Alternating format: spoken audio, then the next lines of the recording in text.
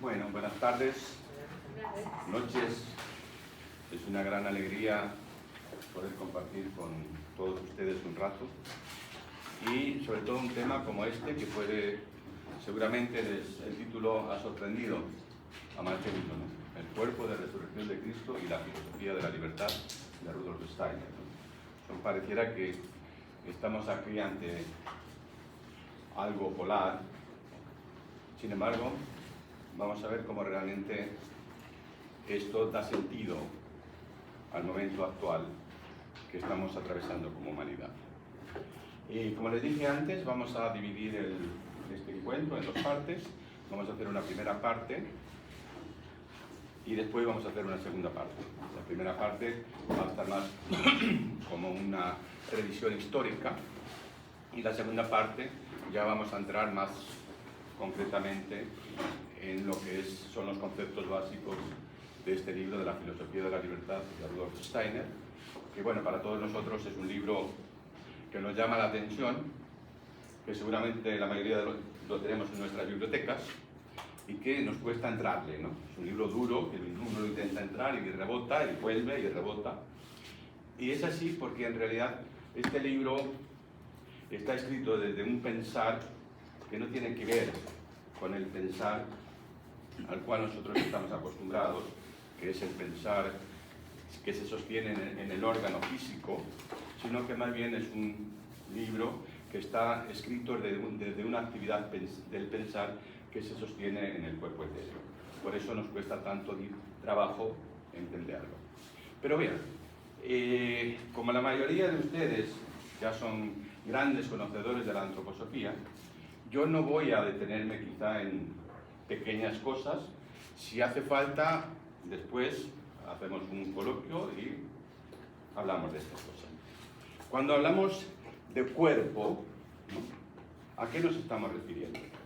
Primero, algo que está sucediendo ahora, en este momento de la humanidad, que es un momento enormemente especial y que en realidad, a pesar de lo doloroso y de lo traumático y de lo difícil del momento, en realidad el yo humano de cada uno de nosotros es el tiempo que quiere vivir.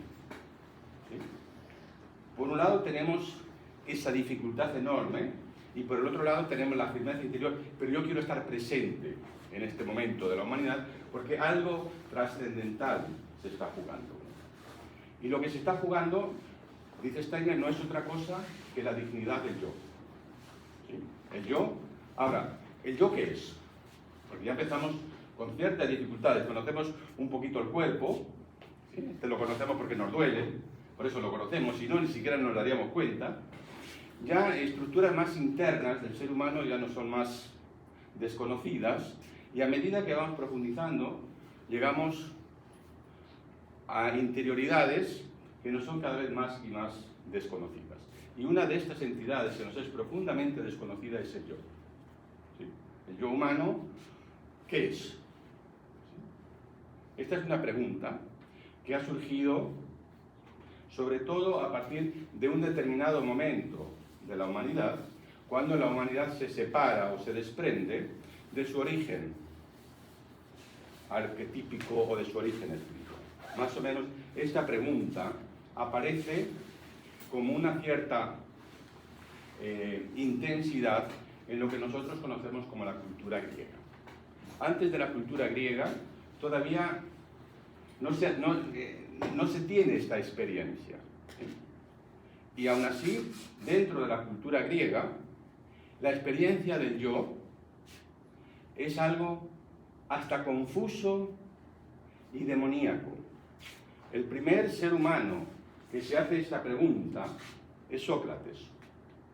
Y Sócrates habla de este ser interno, este daimon, que no es un demonio. El daimonion no es un demonio, es un daimon que tiene una cierta relación directa con esta deidad que se celebra o se venera en Delfos, que es Apolo, y que a su vez la relación de este daimon con su deidad, con Apolo, se establece a través de la música. la música empieza a ser entonces una cualidad yoica del daimon, y el mismo Sócrates habla de que él todavía no puede definir qué es el daimon. Y la imposibilidad de definir qué es el daimon, a Sócrates le costó la vida. Esto Sócrates lo pagó con la vida. ¿Por qué lo pagó con la vida? Porque él fue acusado, como todos sabemos, de corromper a la juventud griega. ¿Corromper a la juventud griega en qué sentido? Si lo que Sócrates pretendía era despertar el daimon, esta fuerza musical, esta fuerza apolínea, esta fuerza nueva, como una vivencia propia, a través del cual daba sentido al futuro. Pero claro, este principio era un principio que estaba en oposición a lo que se conocía como la vida religiosa popular o los dioses populares griegos, los dioses nacionales. Siempre ha habido conflicto a lo largo de, ya empieza con Grecia, y esto ha continuado a lo largo de toda nuestra historia a partir de ese momento, que cada vez que uno quiere hablar del yo, se confronta contra los dioses nacionales, y a este yo es extinguido, es exterminado, es perseguido, es maltratado.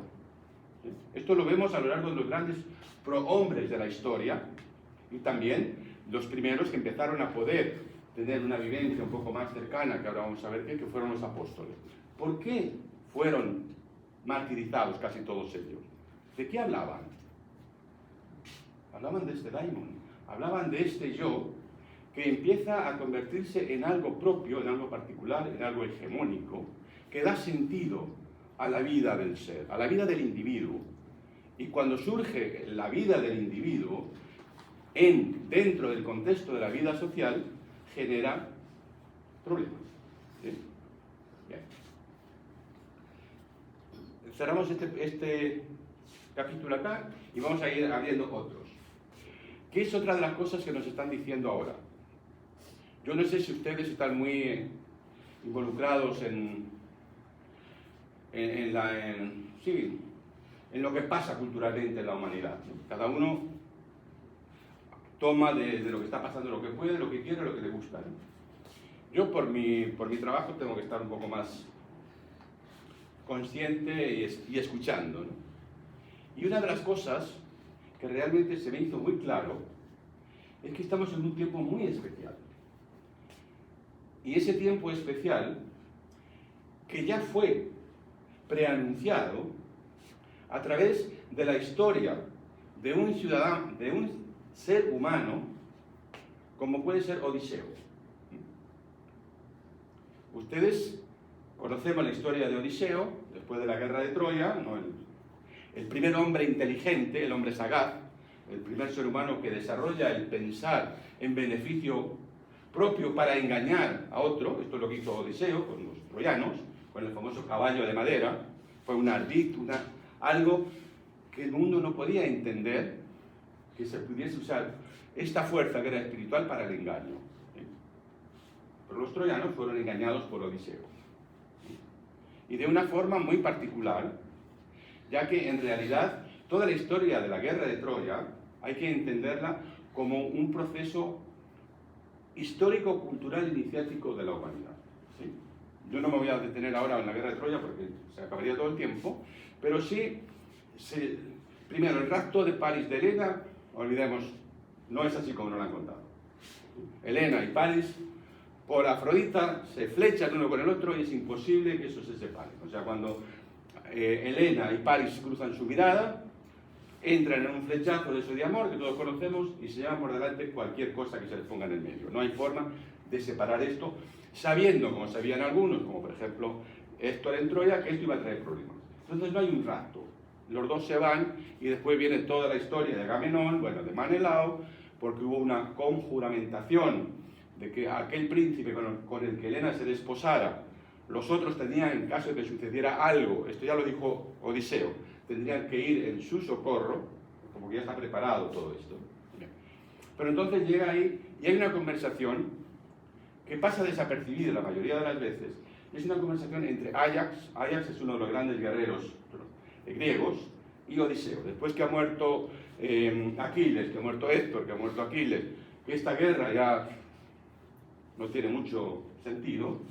Entonces Odiseo le dice a Áyax, mira, llevamos acá fuera de nuestra familia ya 10 años.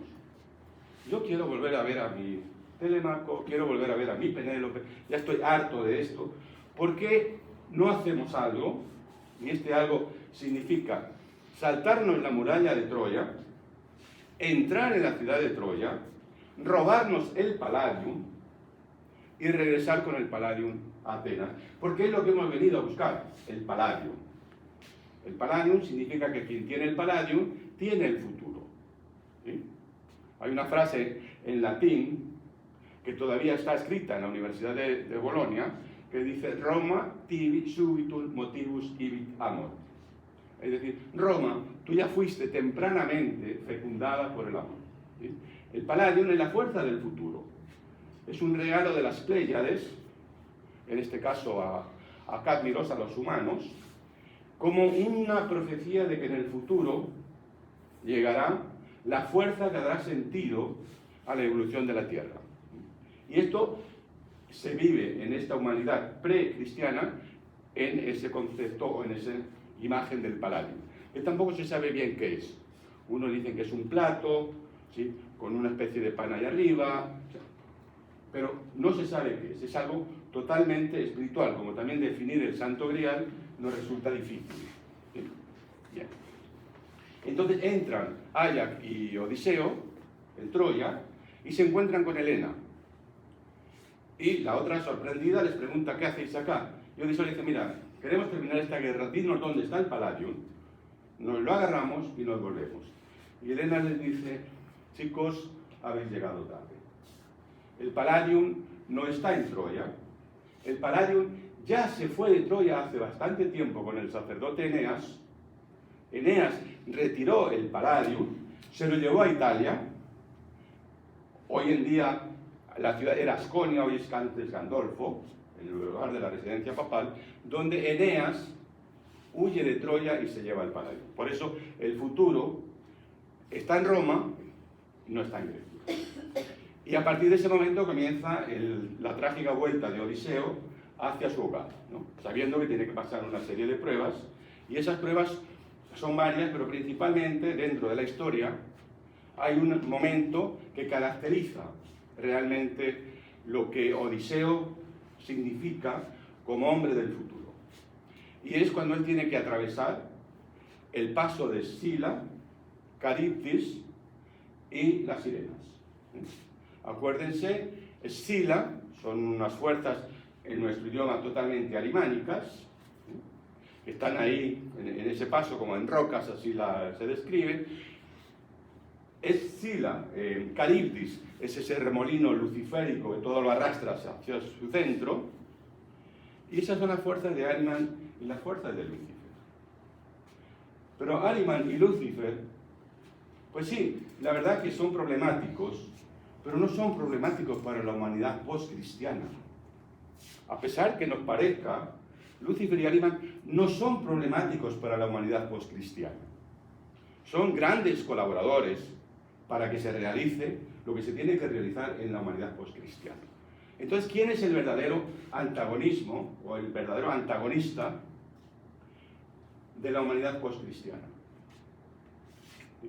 Lo conocemos como los asuras, y si queremos conocer su nombre oculto, es decir, lo que se encuentra detrás de los asuras, es lo que Steiner llama el anti-yo. ¿Sí? Cuando se pregunta cuál es el nombre del ser central del universo, del Cristo, es el yo soy, cuál es el nombre de este ser que se oculta detrás de los asuras, y dice su nombre es Sorat, y Sorat es el anti-yo. Entonces, ¿qué es el canto de sirenas? Al cual Ulises, o Odiseo, para atravesarlo, ¿qué tiene que hacer? Pedir que lo amarren al mástil de su barco, que todos sus tripulantes o sus marineros se tapen sus oídos con cera, para que las sirenas no les puedan, porque no están preparados, pero él, que es la imagen de este yo del futuro, tiene que enfrentar ese canto de las sirenas, y solamente lo puede hacer si se ancla a un mástil en el cual lo sostiene amarrado. Y entonces Odiseo escucha el canto de las sirenas. Este canto es el canto de las fuerzas asúricas. ¿Cómo nos habla hoy Asuras? Y fíjese que no les digo cómo nos habla Ahriman y Lúcifer, porque de verdad no es el problema. El verdadero no problema, sino la verdadera confrontación la tenemos con Sorab y los Asuras. Si escuchamos, hay como una invasión de todo lo que es la vida cultural, proveniente del pasado de la humanidad. Hoy en día ya todo está abierto, ya todo está explícito, ya no hay ocultación, ya no hay sabiduría preservada en sociedades secretas. Si todavía hay algunas, ya tienen otra intencionalidad, ¿sí? Que son las que todos barruntamos, que existen estas fuerzas conspiranoicas que están detrás, pero que no las podemos conocer y no las vamos a conocer, porque solamente vamos a conocer a los pobres humanos, a los pobres diablos humanos que son utilizados porque ya han perdido su yo. Porque si no hubiesen perdido su yo, no podrían ser utilizados. Este es el problema. Bien, estas fuerzas, lo primero que nos están diciendo es: vives en una malla. Y son tan inteligentes que siempre, como dice Steiner, el mal es una verdad a describir. ¿Sí? Decir hoy que este mundo es una malla, que vivimos en una malla, es el veneno mayor que podemos dar a través de la vida cultural a la humanidad.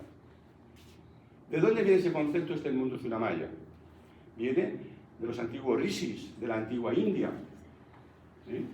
Pero ahí estaba legitimado decir que este mundo era una malla. Ahí estaba legitimado. En el mundo antiguo, hablar de que el mundo era malla estaba legitimado. ¿Por qué? Porque en el mundo, en la tierra, no había nada fáctico, espiritual. Solamente había imagen, no había realidad espiritual. El príncipe de este mundo, ¿quién era? Lúcifer. Pero el príncipe de este mundo no es el rey de este mundo. Es un usurpador. Lúcifer es un usurpador consentido. A él se le consintió entrar en este mundo. Pero no es. Entonces, cuando los hindúes decían, si queremos encontrar el ancla para anclar nuestro yo en la tierra, no lo podemos encontrar porque no hay ahí una ancla fáctica en el cual podemos encontrarnos. Tenemos que buscar ese sostén en el cielo o en el mundo espiritual.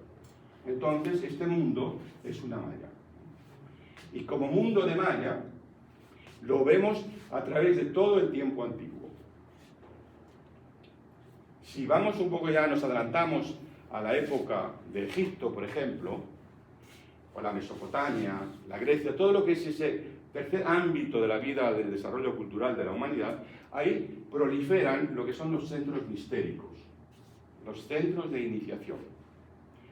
¿Qué era una iniciación o por qué fue necesario que esos centros mistéricos se realizaran por la tierra, esos cultos? ¿Qué se vivía ahí? Se vivía algo que ya está en él, nos lo dice, que en realidad el cristianismo, el hecho del Cristo, el hecho del Gólgota, ya se conocía y se vivía en forma imaginativa en los antiguos misterios. Ya se sabía que un día este mundo de la malla se convertiría en un mundo real. Pero ellos lo vivían en forma imaginativa, en forma de imagen. Solamente tenían esa posibilidad. Pero cuando tenían que encontrar el mundo espiritual, para encontrar un nexo con el mundo espiritual, tenían que pasar a través de la iniciación. Esa iniciación que se conoce como la muerte en el templo, una muerte inducida, 3 días puestos en un sarcófago, sostenido por el hierofante y los sacerdotes, que generalmente eran 12 más el hierofante, que estaban alrededor de aquel que se iba a iniciar, porque se trataba que en la iniciación había que separar también el cuerpo etéreo del cuerpo físico, como sucede en la muerte. Pero para que la muerte no llegase digamos, a completarse, entonces el hierofante y los sacerdotes dejaban fluir su cuerpo etéreo vital sobre el cadáver que estaba ahí en el sarcófago durante esos 3 días, manteniendo este cuerpo vivo, pero no con la fuerza vital del iniciado, sino con una proyección de sus propias fuerzas. Y este alma que se elevaba al mundo, lo tenemos en la iniciación de Isis, donde nos dice que ahí en el mundo espiritual se encuentra con su gemelo espiritual. Por primera vez, solamente yo puedo encontrar a mi yo dentro de lo que en ese concepto podemos hablar de lo yoico, en el mundo espiritual, nunca en el mundo terrestre.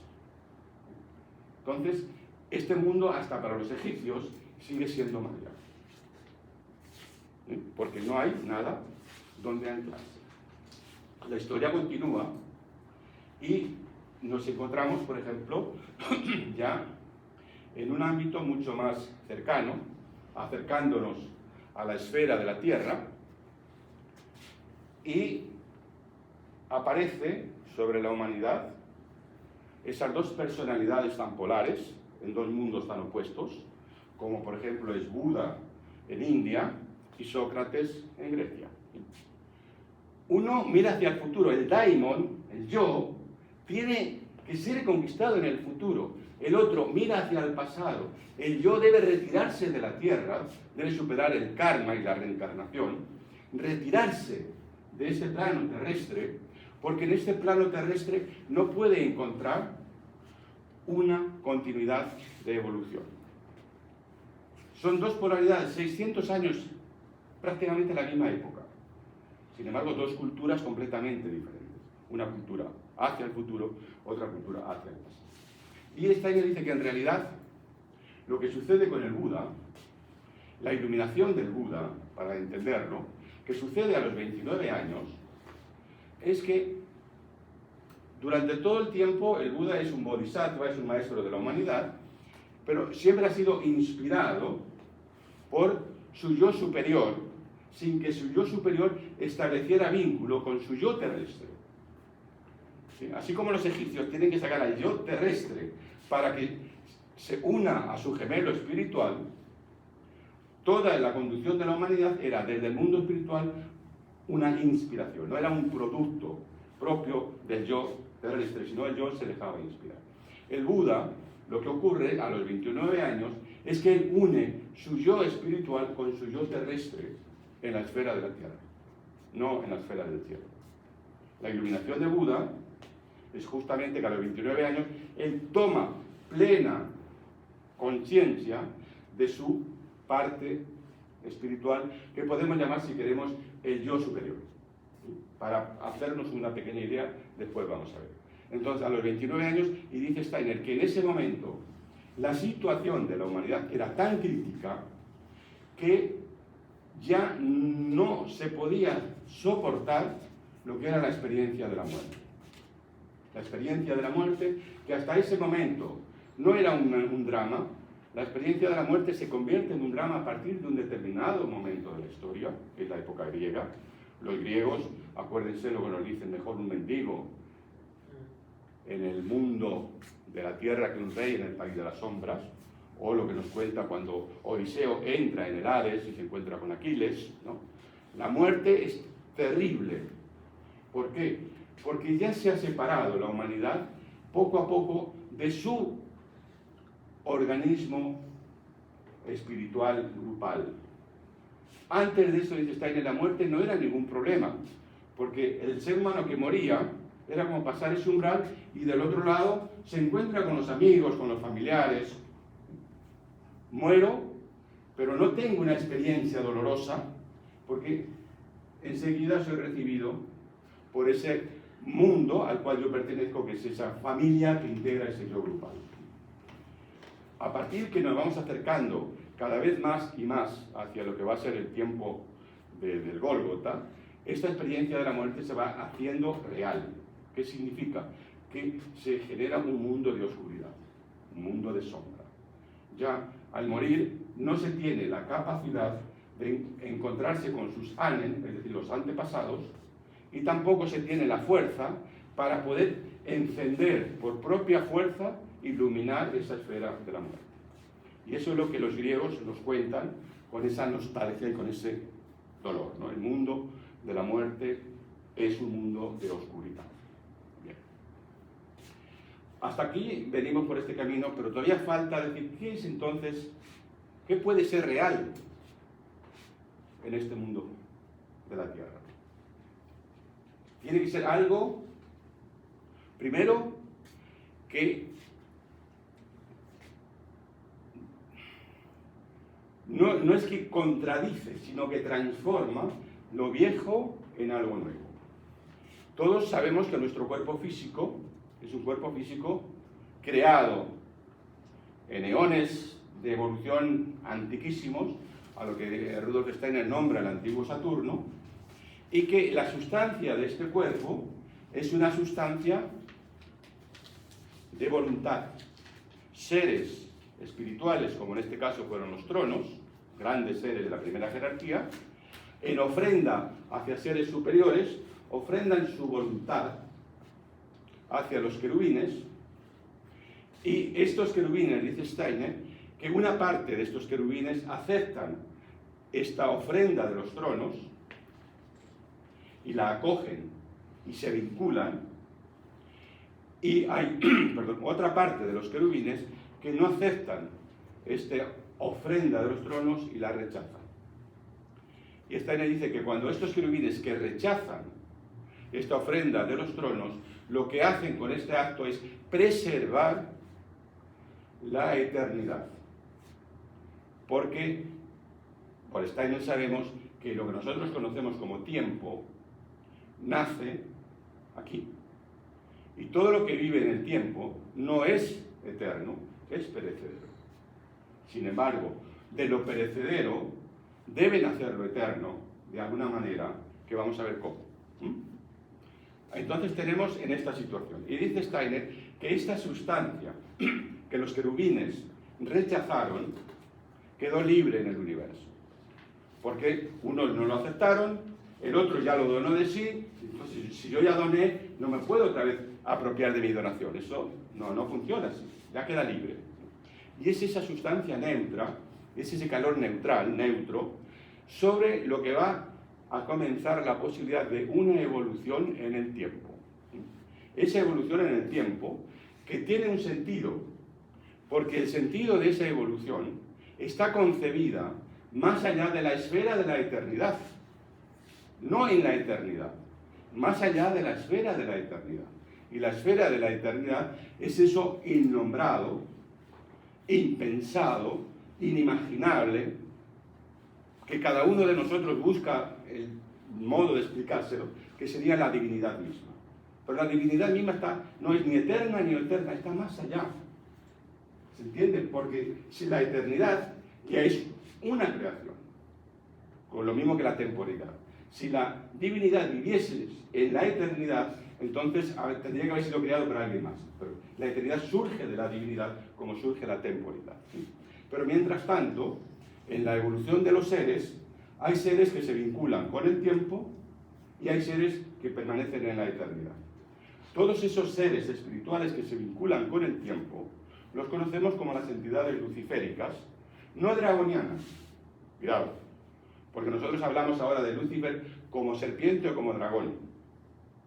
No, todos los seres que se involucran en una evolución material a través de un acto creativo, ¿sí?, no quiere decir que son malos, ni que son antagónicos, son los dioses creadores. Pero ¿dónde surge la intencionalidad? Y esto es lo importante. La intencionalidad, dice Steiner, surge más en esta esfera que se encuentra más allá de lo eterno, en la divinidad misma. Y en esa esfera, en ese mundo inimaginable para nosotros, surge el principio. Yo no lo sé, yo no sé si Steiner lo sabía, pero yo no. ¿Qué le movió a la divinidad a querer crear a su igual?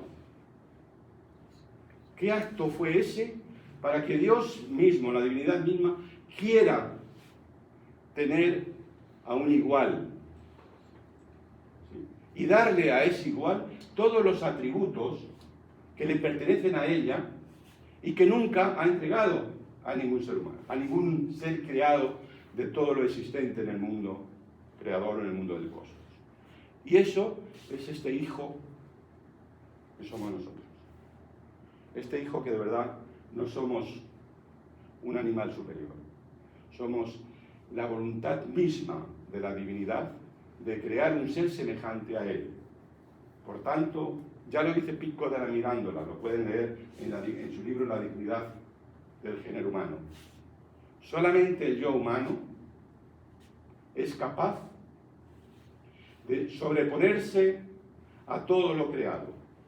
Ningún ser humano, ningún ser en la creación tiene la capacidad de determinar por él mismo qué es lo que quiere ser.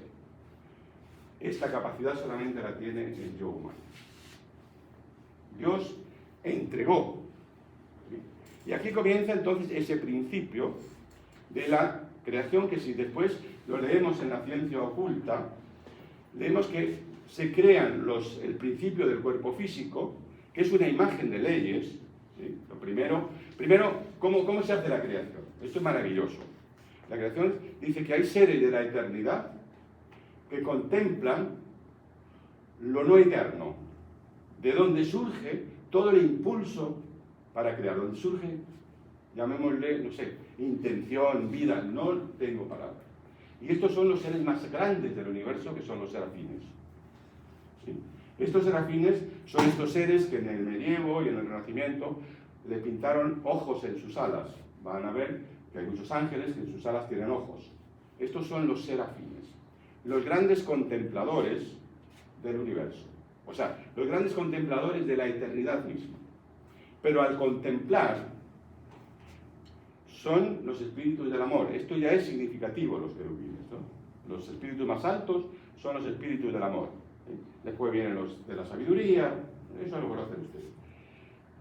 Pero ¿qué fuerza puede haber en la contemplación tan poderosa que puede tomar la esencia de lo que percibe e invertirlo hacia el mundo de la temporalidad, entregarlo al mundo de la temporalidad, para que en ese mundo de la temporalidad comience entonces el desarrollo de un ser humano, de un ser que en el futuro, al final de su evolución, será idénticamente igual a lo que ha sido contemplado por los serafines. Y esto es entonces, primero, por supuesto, la imagen de la estructura corporal física, que como dice Steiner, no es material. El cuerpo físico no tiene nada de sustancia material, son leyes físicas que lo único que hacen es llenarse de ceniza. Usamos la palabra ceniza porque en realidad es más fácil decir ceniza que carne, ¿no? Para hacerse visible.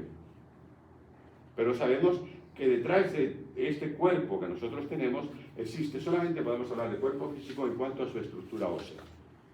Todo lo demás que en él hay ya no es algo propio a lo que podamos definir cuerpo físico. Si hablamos de los órganos internos, hablamos del cuerpo etéreo.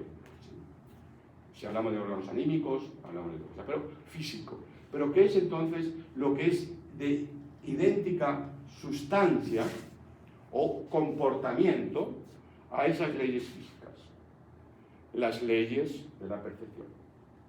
Aunque ahora les resulte extraño, sorprendente, no se preocupen, que a lo largo del tiempo vamos a ver por qué yo digo esto, las leyes de la percepción. También dice que al final de Saturno lo que se conforma es este cuerpo de órganos de percepción. Los órganos de percepción física se estructuran en su primer conformación en el antiguo Saturno, y él dice que son incluso utilizados por los seres que están alcanzando en el antiguo Saturno lo que es una evolución similar de conciencia como el ser humano está en la Tierra, ¿no? Son los famosos arcanos. Ellos usan los órganos de percepción y ya les van conformando. después viene el antiguo sol, después viene el antiguo luna. Y hasta aquí no podemos hablar de una creación yoica. Hablamos de una creación corporal, ¿sí? Un cuerpo físico, un cuerpo etéreo, un cuerpo astral, pero el yo, el ser humano, no ha sido todavía creado. ¿Cuándo se crea el ser humano? ¿Quiénes son los dioses creadores del yo humano? Los Elohim. ¿Sí? Por primera vez escuchamos que los Elohim en plural, porque en realidad son 7,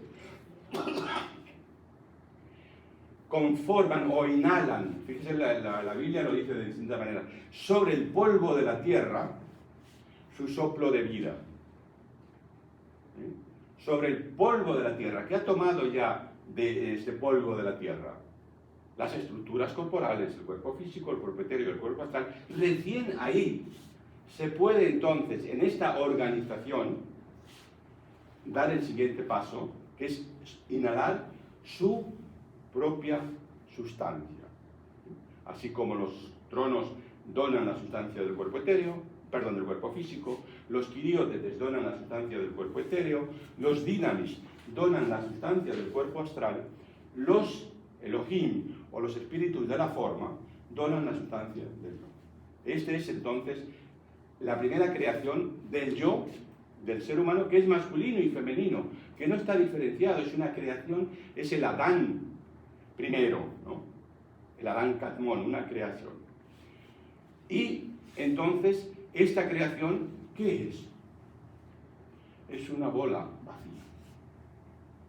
Es un espacio vacío.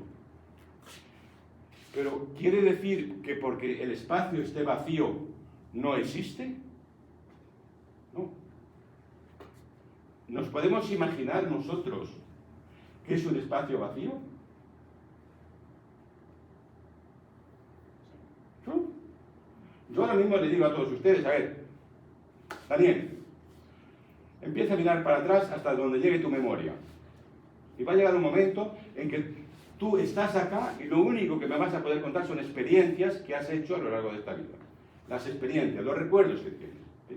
¿Por qué? Porque en cada experiencia que tú has hecho hay una transformación de tu propio ser. Se ha hecho experiencia. Pero llega un momento en que se abre el abismo. Porque no hay experiencias, hay un vacío, pero en ese vacío pavoroso, porque es una experiencia de muchísimo pavor, sigue existiendo la conciencia del ser. ¿Sí? Está vacío, pero soy una bola vacía. Bien. Con esta situación se encontraron los famosos dioses creadores del humano, que son los Elohim. Y dice Steiner, sintieron que habían creado algo. Yo no tengo una palabra, pero si nosotros somos papás, tenemos un hijo, mejor hubiese sido no haberte criado, porque no te puedo dar lo que necesitas para tu sustento. La gran frustración, dice Steiner, de los dioses creadores de los Elohim fue darse cuenta que habían creado un ser vacío y que ellos no podían darle la plenitud a este ser. Y esta frustración, o este desengaño, o este dolor, llamémoslo como queramos, les mueve a hacer un sacrificio. Porque en el mundo todo se consigue a base de sacrificio, pero no este sacrificio humano que nosotros digamos, ¡ay, cómo! No, el sacrificio surge del corazón, y cuando uno sacrifica del corazón, no es un sacrificio. ¿Sí? No es, surge. Entonces dice Steiner que en estos 7 Elohim surgió ese anhelo de hacer algo para que este yo humano recibiera su completo, que ellos no se lo podían dar. Y entonces es cuando Steiner dice que migran 6 de ellos, 6 de los Elohim, migran con el sol, y queda uno de ellos, al cual conocemos Yahvé, Jehová, como regente de la luna. Pero los otros 6 migran al sol, y ahí en el sol instituyen lo que se conoce como el plorema solar. El plorema es la plenitud, la completud. Y este plorema consiste en lo mismo, en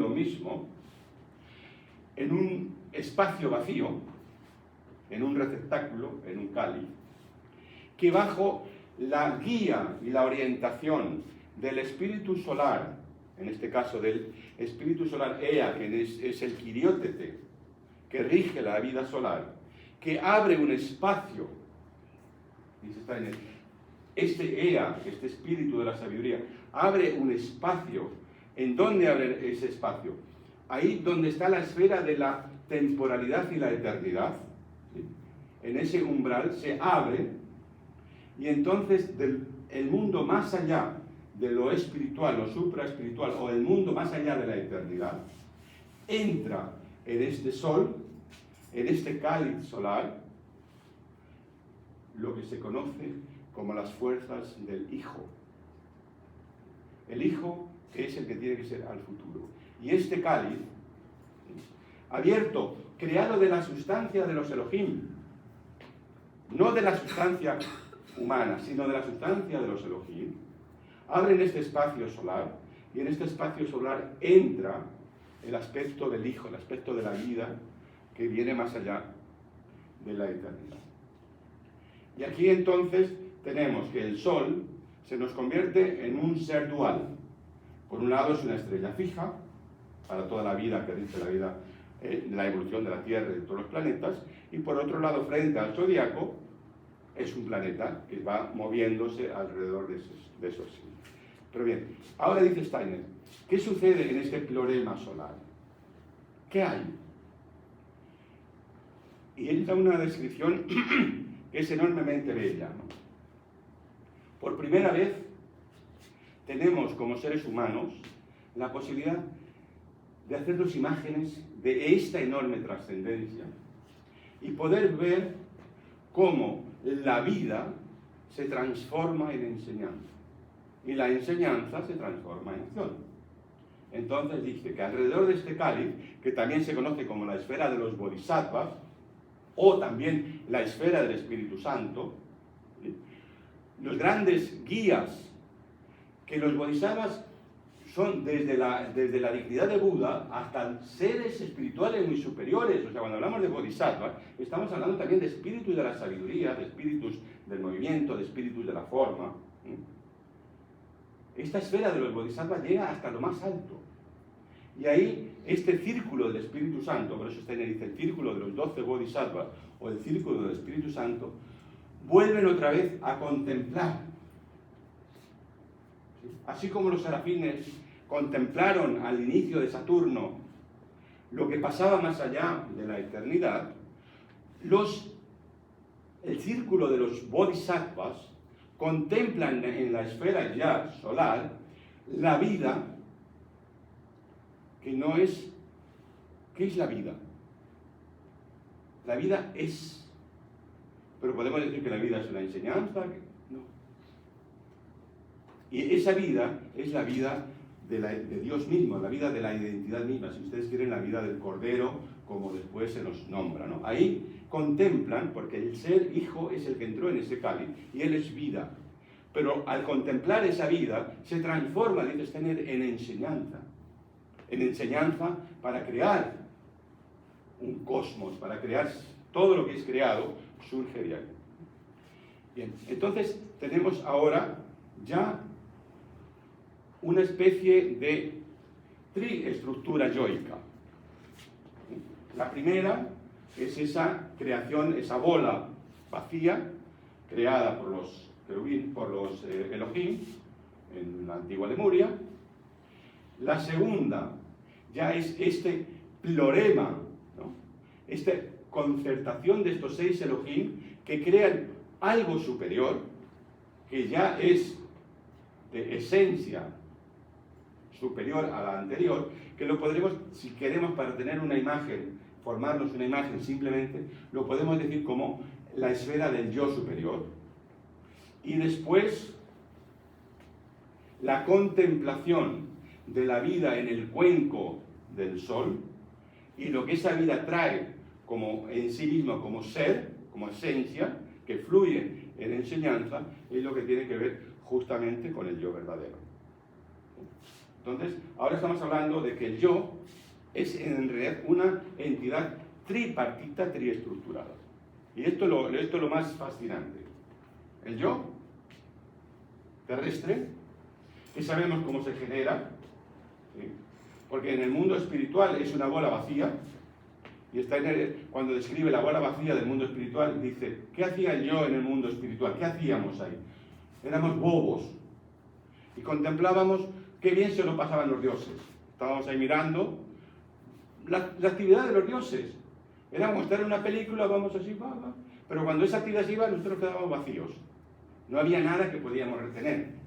Entonces, si no hay nada que me pueda retener, no hay nada en qué sostener mi propia esencia, mi propio ser. Entonces, de ahí viene Lucifer, o viene la tentación. Y en realidad, en palabras nuestras, Lucifer lo que le dijo a Adán y a Eva, primero Adán no le entendió porque era medio brutote el pobre Adán, Eva estaba más despierta ya, y le dijo, mirad chicos, es muy aburrido vuestra vida y siempre, ¿por qué no os convertís en protagonistas en lugar de observadores? Porque la papa está en el ser protagonista. Ahora, si esto hacéis, yo tengo que entrar en vosotros, tenéis que abrirme la puerta, justamente para impedir que os convulsionéis por el percibir. Si yo no atenúo la visión que se va a abrir en vosotros, o sea, los sentidos que se van a abrir, si yo no estoy en el medio, esta visión os va a calcinar, os va a combustionar. Entonces, en esto consiste la caída, que se le abre a Lucifer, y Lucifer anida en nuestro cuerpo astral, y se interpone entre nuestro cuerpo astral y esa bola vacía. Entonces, esa bola vacía ahora siente el deseo, se abren sus ojos. Pero no solamente los ojos sexuales, no solamente hablan de deseo. El deseo sexual es uno más. Dentro el ojo es ávido, necesita comer permanentemente. Comemos más con los ojos que con la boca. Comemos más con el oído que con la boca. Nuestros sentidos son meros órganos que están succionando de afuera, nunca se cansan. ¿Pero qué es lo que hizo? Claro, sufrió una combustión, sufrió una muerte, y al sufrir una muerte desarrolló una experiencia. Entonces, ¿ahora qué sucede? Y esto es lo más maravilloso, que es donde quiero ir ahora.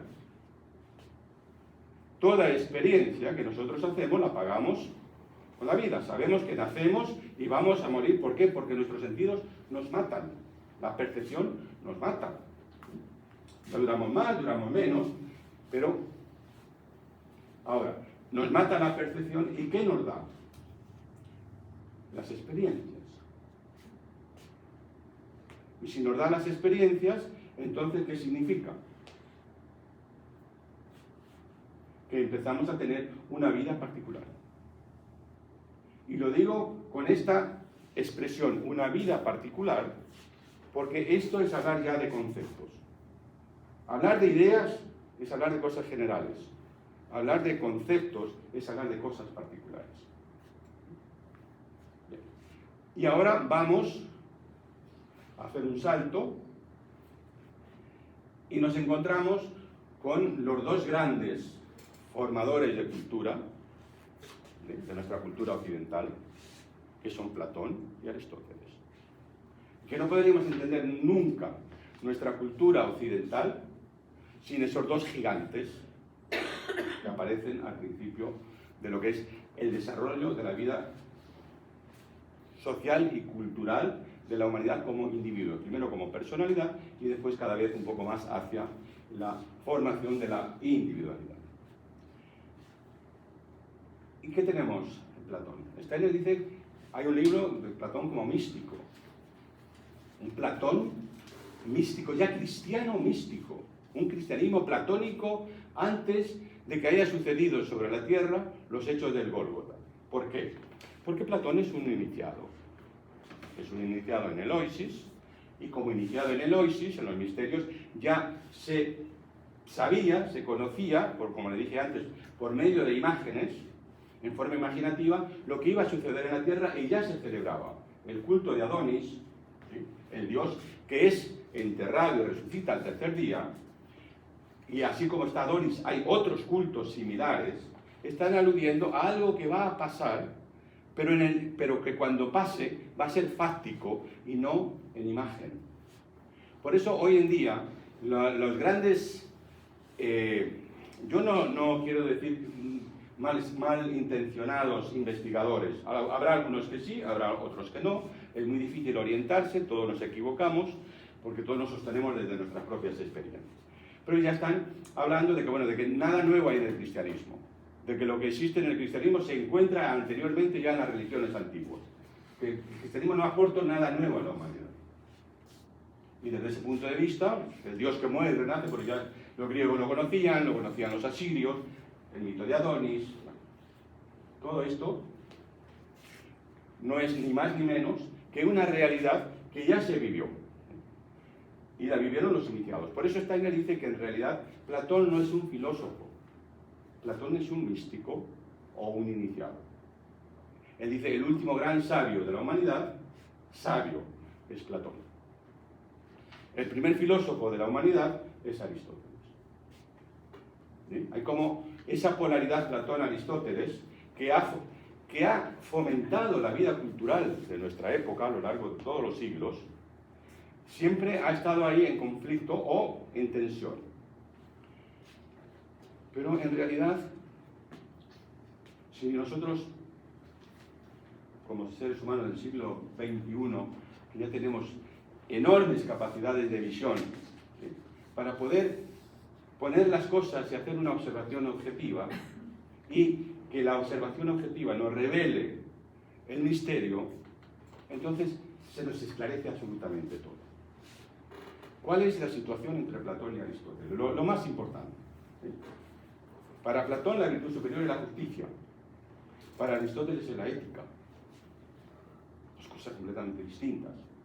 Platón habla del alma inmortal.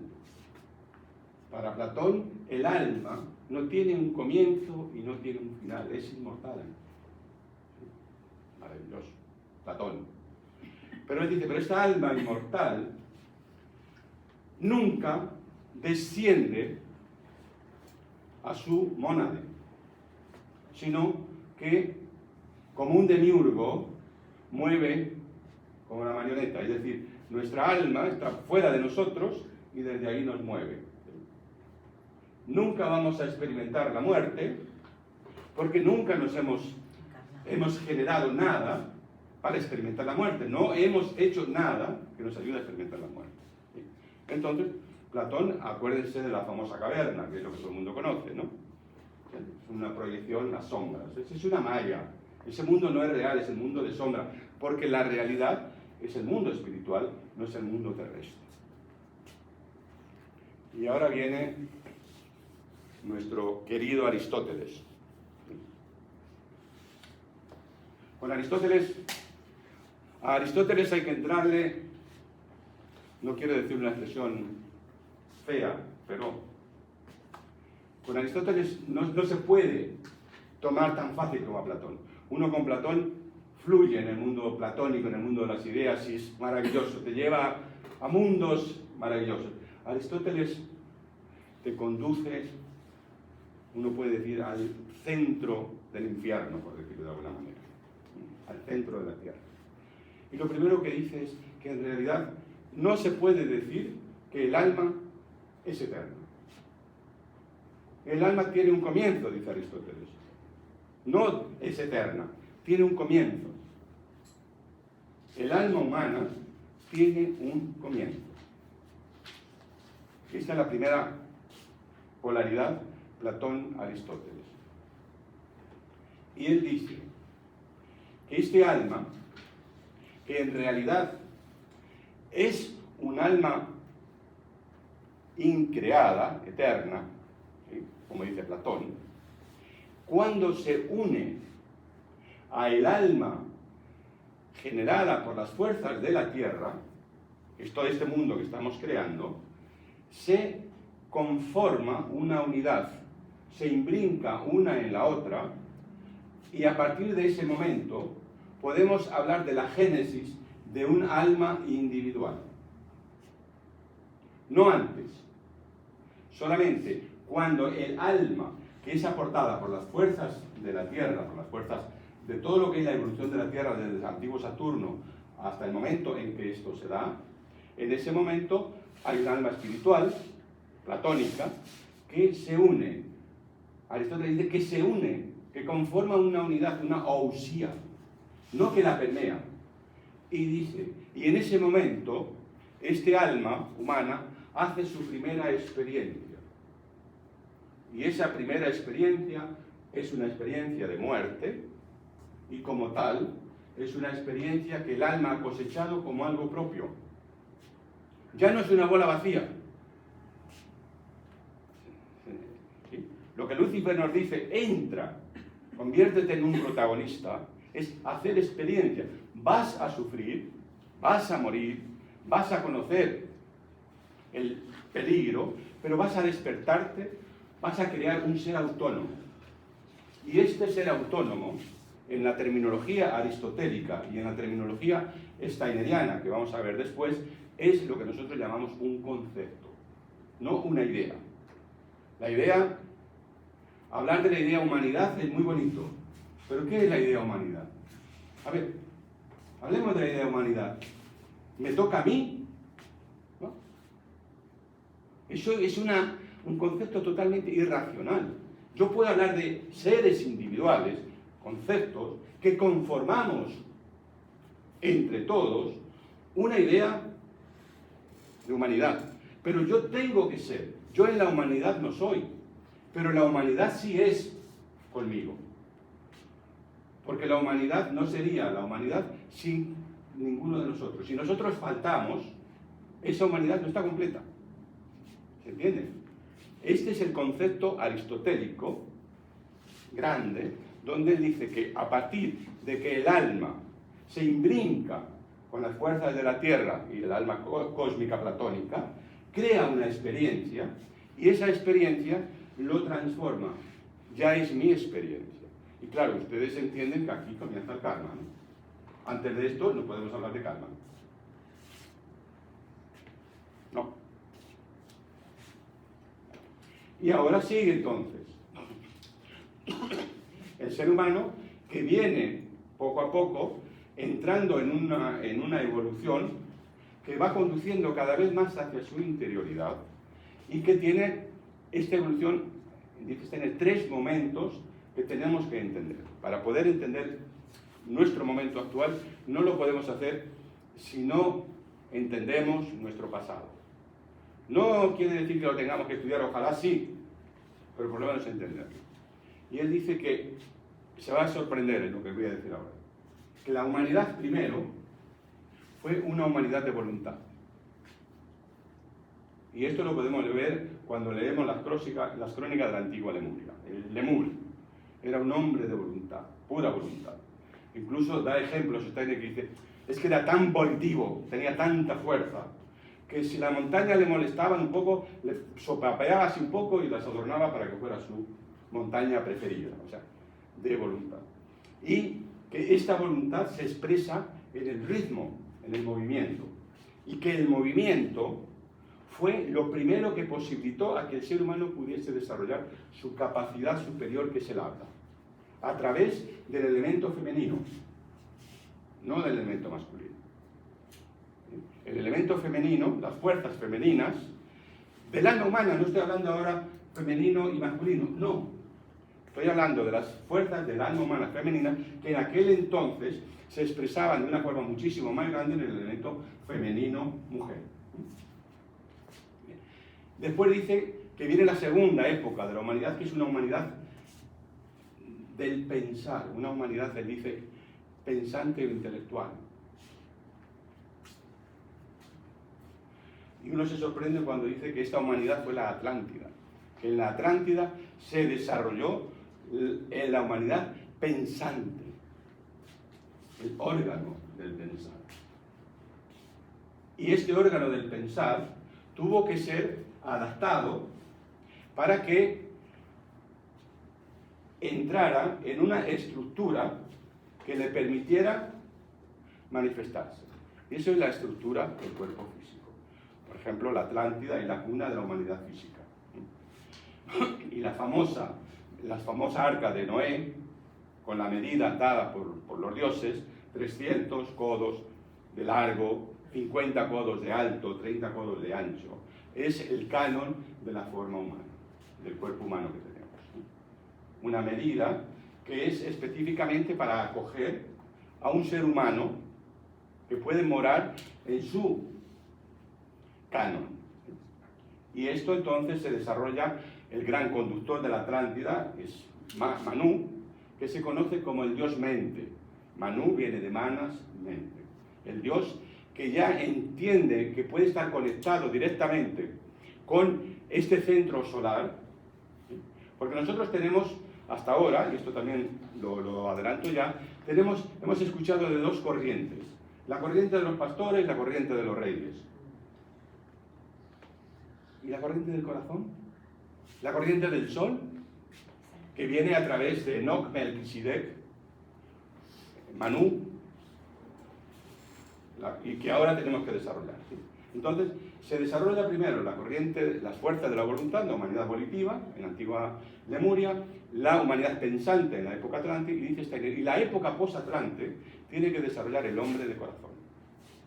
El corazón del ser humano es el que ahora en esta época se tiene que desarrollar plenamente. Y él dice que los corazones tienen que empezar a pensar con el corazón. Los corazones empiezan a tener pensamientos, ¿sí? Así como también va a tener sentimientos y va a tener actos de voluntad. Pero ya llegamos aquí. ¿Pero qué sucede en el siglo III a.C.? Y esto es lo más significativo. Steiner describe en la esfera solar, ya lo he contado, y seguramente que algunas personas ya lo han escuchado, pero hay que repetirlo una y otra vez, porque siempre el nuevo contexto trae nuevas cosas. Dice que se encuentra ahí Cristo, Micael, y detrás todos los seres humanos que han acompañado a través de la evolución de la humanidad esta corriente central. ¿Sí? Esta corriente central.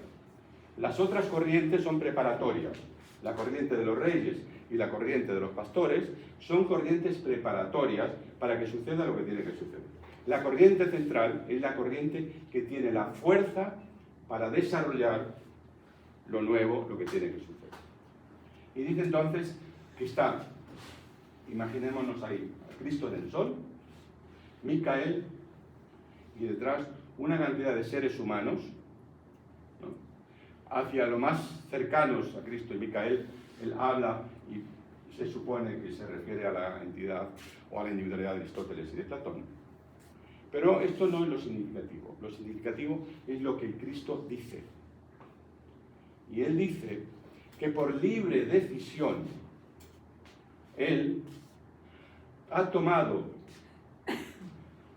la voluntad de mudarse del cielo a la tierra para restituir al yo humano lo que desde un principio, y acá estamos hablando de ese principio antes del Saturno, le fue concedido por la divinidad misma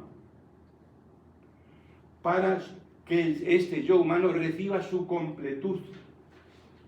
Acuérdense, los Elohim crean una bola vacía, después crean ese cuenco, pero tampoco lo pueden llenar ese cuenco.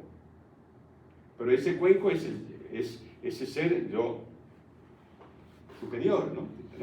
Y ahora dice Steiner que en realidad lo que le da la completud al yo humano son los dos atributos que no tiene ningún ser en el universo, que solamente tiene la mismidad, digamos la divinidad misma: la libertad y el pensar puro o pensamiento creador. La libertad y el pensar libre de sensorialidad, la capacidad para la abstracción, la capacidad del pensar puro. Es decir, que estas dos cosas, la libertad y el pensar, no pertenecen al cosmos del yo superior, sino que pertenecen al cosmos más allá, a lo supraespiritual. Y estas dos cualidades son las cualidades del yo verdadero. Entonces, el Cristo se muda para encontrarse con lo humano, que previamente fue descendido del cielo a la tierra, para restituir a este yo lo que desde un principio, por voluntad divina, le fue otorgado: la capacidad de pensar puro y la capacidad de la libertad.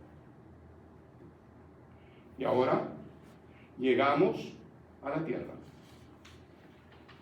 Nos acercamos al momento central de toda la evolución de la tierra, que nosotros tenemos la suerte, realmente somos una humanidad privilegiada.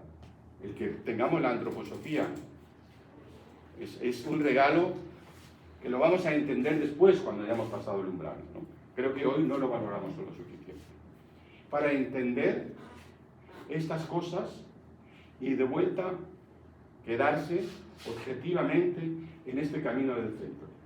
Sabemos que para que el Cristo pudiese descender a la tierra, se necesitó, por un lado, la corriente de los pastores, la corriente que viene a través de toda la línea de Jehová, de la herencia, de sangre, y por el otro lado, la corriente de los reyes, ¿sí?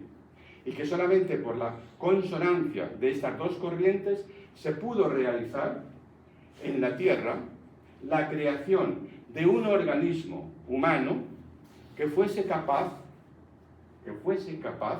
de poder acoger en un momento de su biografía a la potencia del Verbo creador. Esto no fue nada fácil. Tuvo que intervenir prácticamente todas las corrientes espirituales de la humanidad. Hasta el mismo Buda tuvo que intervenir prestando su nirmanakaya, su cuerpo espiritual, al niño que nace en Belén, de los pastores. Porque este niño no tenía estructuras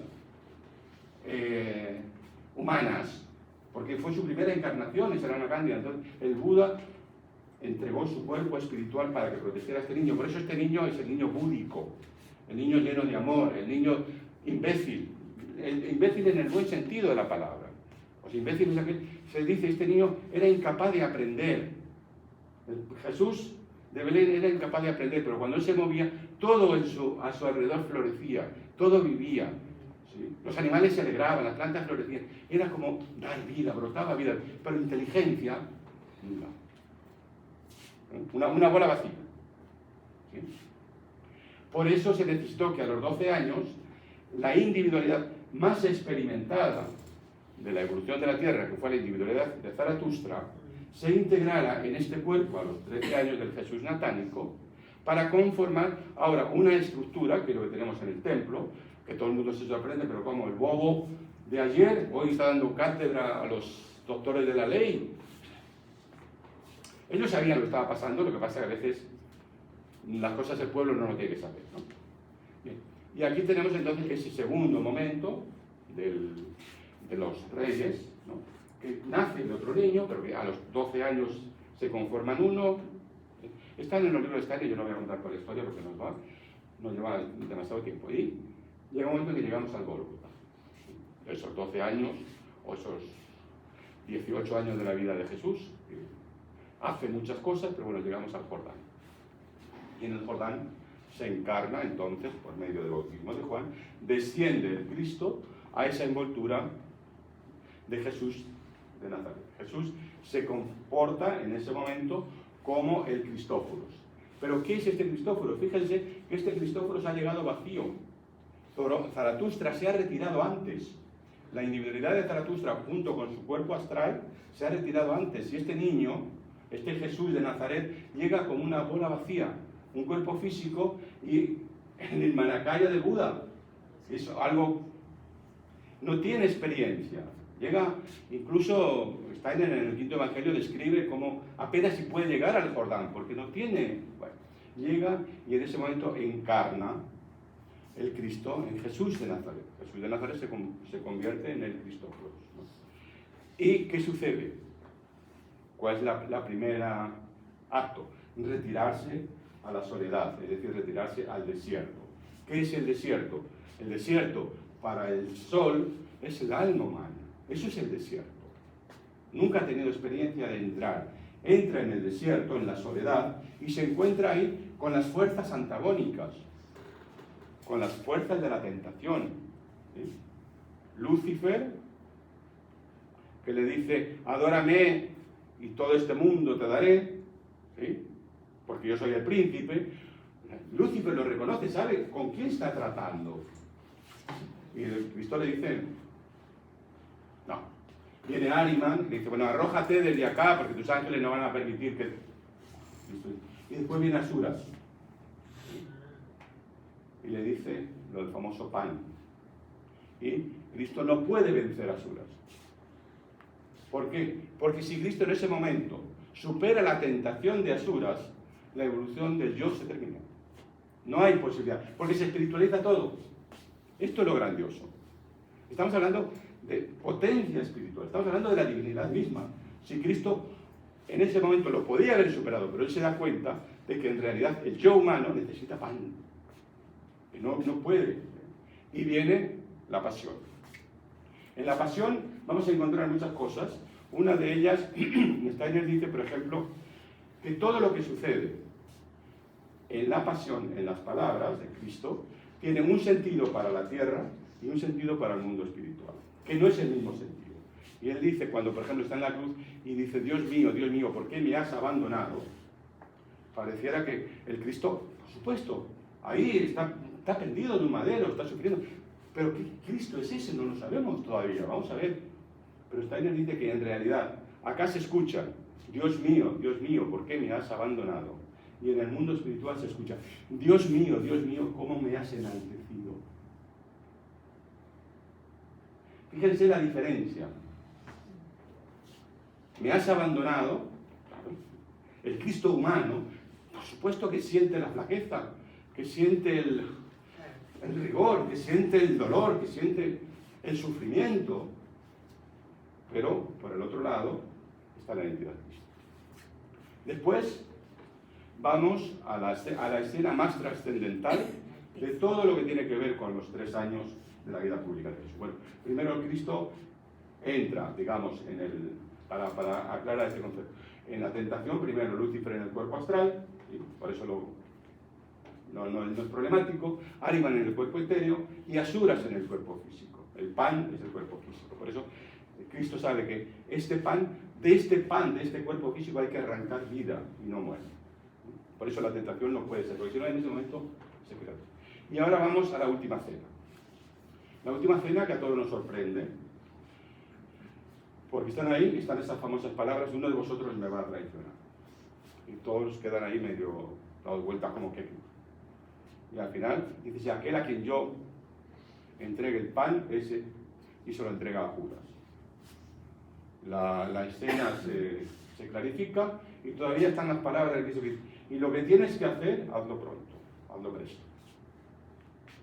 O sea, uno de vosotros me va a traicionar, eres tú, Judas, y lo que tú tienes que hacer, hazlo pronto, porque mi tiempo se me acaba. Yo ya llevo 3 años sobre la tierra, y este cuerpo físico ya no me soporta, ya no aguanta más. O sea, Cristo ya no podía vivir en ese cuerpo, por eso se necesitaba un Judas para que lo entregara. ¿Por qué había que tener un discípulo cercano para señalar a los esbirros de los fariseos para que lo prendan? Pero si estuvieron, no lo conocen. No, porque ya en Cristo su cuerpo era prácticamente ceniza y tenía que usar distintos cuerpos de los apóstoles para llegar. Pero bien, y ahora vamos a la agonía en Getsemaní, ¿no? El momento más trágico de la historia de la humanidad. Este es un momento realmente trágico. Y cuando lo leemos en los evangelios, él se lleva a sus discípulos más evolucionados para que lo acompañen y oren en vigilia, porque el momento es terriblemente dramático. El Cristo ya no tiene fuerza, ya no puede. Necesita fuerzas de los humanos que le sostengan en ese momento tan difícil. Y cuando vuelven, los encuentra dormidos. Y les dice, pero ni siquiera en este momento podéis velar. Y vuelve. Y ahí se dice Lucas que realmente él suda sangre. Pero esto no es lo importante. Es importante, pero no lo importante. Ustedes han visto la película de Mel Gibson, que se llama La Pasión. Mel Gibson algo sabe. Porque si no sabe nada, no puede poner lo que puso en esa escena. Cuando el Cristo está en la mayor soledad, en la mayor angustia, ¿sí?, aparece una serpiente, el diablo. ¿Sí? Mel Gibson le pisa la cabeza. Es como, pero dice Steiner, ¿qué es lo que pasaba ahí? Cristo es tentado por las fuerzas antagónicas del yo, por las fuerzas más potentes, las más perversas, diciéndole, deja de sufrir y ya muérete, no sufras más. ¿Sí? No es necesario tanto dolor, tanto sufrimiento. Y entonces el Cristo dice, Padre mío, hágase tu voluntad y no la mía. Porque si el Cristo muere ahí y no pasa por la crucifixión, todo el sentido de la tierra y todo su sufrimiento, todo hubiese terminado. Está en dice que es el momento más dramático, donde el Cristo está en la absoluta indefensión, porque está solo, ya no tiene a nadie. Su espíritu, su yo ya se ha separado de él. Y ahora volvemos atrás, y ahí nos cuenta el evangelista que cuando vienen a prenderle los esbirros, un joven huye envuelto en un manto blanco. Que lo quieren apresar, pero solamente agarran su manto. Y dice Steiner que ese es el cuerpo etéreo de Cristo que en ese momento lo abandona. El cuerpo astral ya lo había abandonado antes. En ese momento el cuerpo etéreo lo abandona. Y el Cristo queda solamente sin ningún tipo de fuerza. Y aquí viene algo que tenemos que reivindicar también como antropólogos. Y es la imagen de Judas.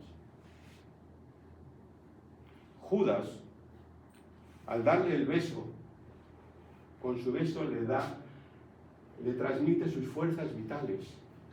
El Cristo recibe de Judas la fuerza vital necesaria para poder cumplir la pasión. ¿Por qué? Porque ese es el compromiso que Cristo previamente había hecho con Judas. Hay un librito que se llama Los 12 Portales, lo editó la Comunidad de Cristianos.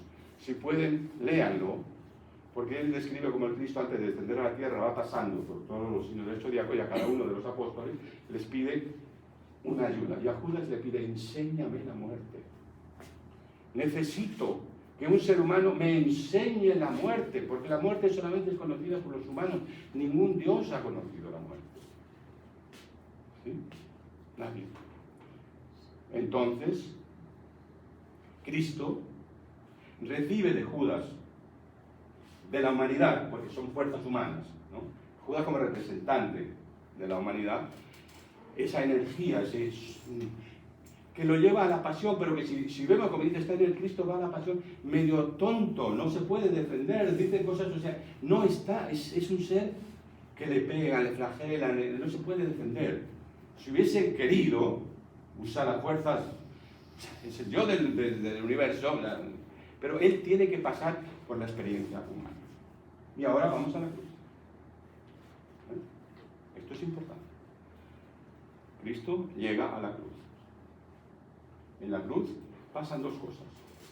Una, que la sangre fluye a la tierra. Pero la sangre es el vehículo del yo. Es decir, que cuando Longinos clava la lanza en el costado y la sangre cae en la tierra, el Espíritu de Cristo, ¿sí?, entra en la tierra. Entra en la tierra. Poco después, el cuerpo es descendido de la cruz, porque José de Arimatea se lo pide a Pilato, a pesar que los fariseos no quieren, pero Pilato, porque ve que hay algo que trasciende lo que él puede entender, se lo entrega. José de Arimatea es un iniciado muy antiguo, con conocimiento de lo que es el cuerpo humano.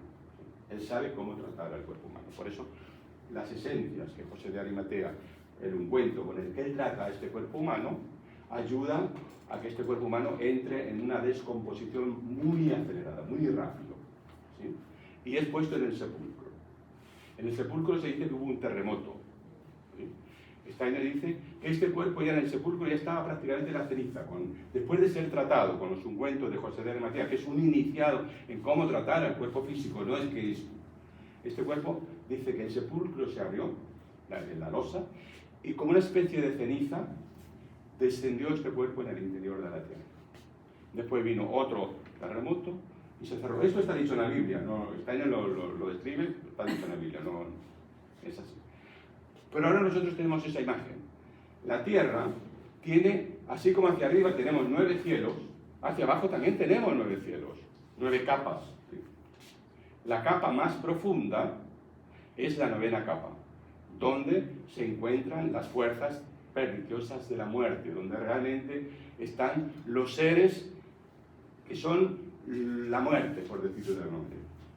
Pero ahora tengamos esta imagen. El cuerpo está descendiendo a través de las capas. El cuerpo. El espíritu, el Cristo, está descendiendo a través de la sangre. Atraviesa las 9 capas y las va liberando. Y llega hasta la 9ª, donde se encuentra con las fuerzas de la muerte.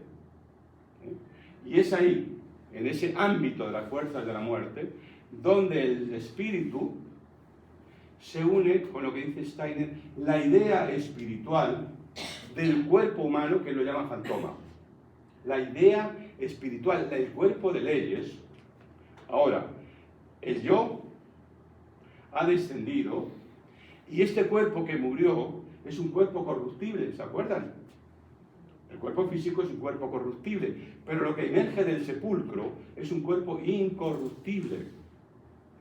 Entonces, ¿cuál es la esencia de ese cuerpo que emerge del sepulcro? No puede ser la voluntad que es corruptible.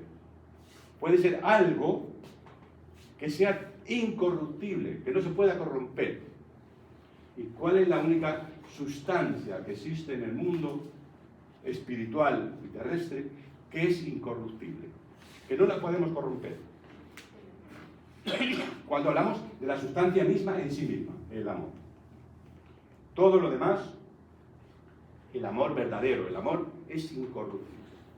Entonces, ahora, este cuerpo, dice Steiner, que emerge del sepulcro, el cuerpo de resurrección, es un cuerpo incorruptible y su esencia es amor. ¿Se entiende? Y ahora sí podemos hablar con absoluta certeza de que sobre la Tierra hay algo fáctico. De que en este cosmos de la Tierra se ha convertido en el cosmos verdadero, porque acá está lo real. El cuerpo de resurrección es un cuerpo real, es un hecho fáctico. Es el único hecho fáctico. Bueno, después de Steiner que hay otro. ¿Sí? Pero ese es un hecho real. Y lo que sucede con los primeros discípulos que lo ven, no lo reconocen y todas esas cosas, y es un cuerpo que puede estar en todas las veces donde quiera a la vez, o sea, es un cuerpo, su sustancia es el amor. Y esto es importante, porque ¿qué quiere ver? O sea, si nosotros vemos que nuestros sentidos fueron corrompidos por el cuerpo incorruptible en base al deseo, ¿qué sentidos o cómo nosotros podemos superar el deseo en nuestros sentidos para ser verdaderos discípulos de Cristo? Ya Buda nos lo anunció en el camino en el octuple sendero, el correcto mirar, el correcto escuchar, el Cristo lo realiza. Y la antroposofía lo